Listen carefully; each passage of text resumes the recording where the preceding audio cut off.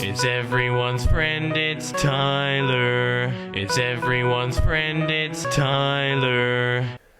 Hey guys, Tyler here. More recently, a video of Kamala Harris has resurfaced, and so without further hesitation, let's react to it. The Department of Justice of the United States back in the business of justice. We will double the Civil Rights Division and direct law enforcement to counter this extremism. We will hold social media platforms accountable for the hate infiltrating their platforms because they have a responsibility to help fight against this threat to our democracy. And if you profit off of hate, if you act as a megaphone for misinformation or cyber warfare, if you don't police your platforms, we are going to hold you accountable as a community. This right here is incredibly concerning for a multitude of different reasons. Now, when it comes down to private companies and how they regulate speech on social media, I don't necessarily care how they actually operate. It's almost impossible to have a website like, Instagram or Twitter or Facebook without some sort of type of rules and regulation on personal conduct. And so once a person actually signs the term of service, that means that they also agree with the fact about certain limitations about what to say or not to say on social media websites. Now, that right there, I'm not necessarily concerned about. What I am concerned about, however, is that the government is now dictating directly towards these sort of private companies like Twitter or like Instagram or Facebook what kind of speech is actually okay or not necessarily okay. Now, according to the Supreme Court blog, it says right here that the judges side with Biden over the government's influence on social media content moderation. It says right here that the Supreme Court on Wednesday threw out a lawsuit seeking to limit the government's ability to communicate with social media companies about their content moderation policies.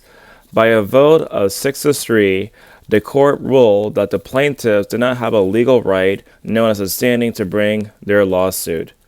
Unfortunately, it's not the first time that Kamala Harris has said something like this publicly. Let's take, for example, with the case of Mark Zuckerberg. He recently revealed that the White House actually pressured Facebook to censor COVID-19 content. He says right here that he regrets bowing to what he claims was pressure from the United States government to censor posts about COVID on Facebook and Instagram during the pandemic. Zuckerberg says senior White House officials and Joe Biden's administration repeatedly pressure Meta, the parent company of Facebook and Instagram, to censor certain COVID-19 content during the pandemic. In 2021, senior officials from the White House repeatedly pressure our teams for months to censor certain COVID-19 content, including humor and satire, and expressed a lot of frustration with our teams when we didn't agree. Back in February 10, 2023, a joint statement following the meeting between President Biden and President Lula from Brazil actually occurred. That as leaders of the largest democracies in the Americas, President Biden and President Lula pledged to work together to strengthen the democratic institutions and welcome the second summit of democracy to be held on March 2023.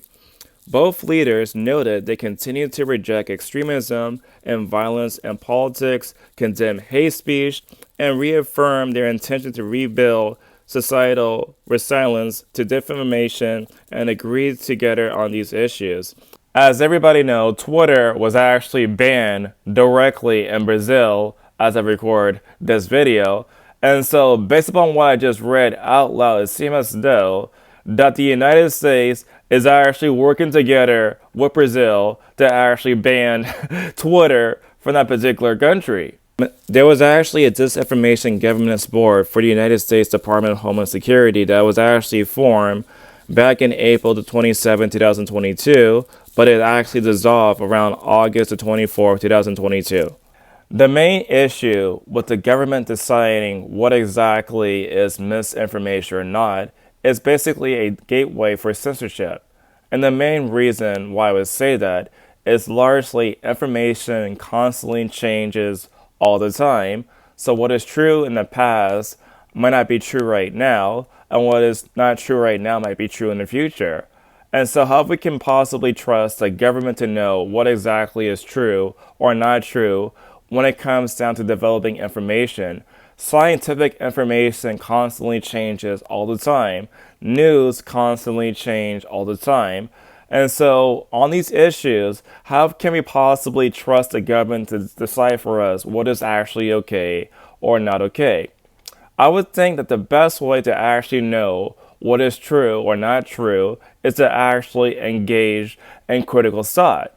That way, you can actually filter out the wrong information and find the right information without the nanny state. So, it's just so incredibly strange that this administration is the pro censorship party. It's amazing to me that they get endorsement directly from Dick Cheney, who actually brought the wars in Afghanistan and also Iraq too. It is just so crazy how they embrace the war, how they basically embrace censorship, how they basically embrace cheating against people like Bernie Sanders, as well as Jill Stein, as well as Robert Kennedy. But anyway, what do you guys think about this?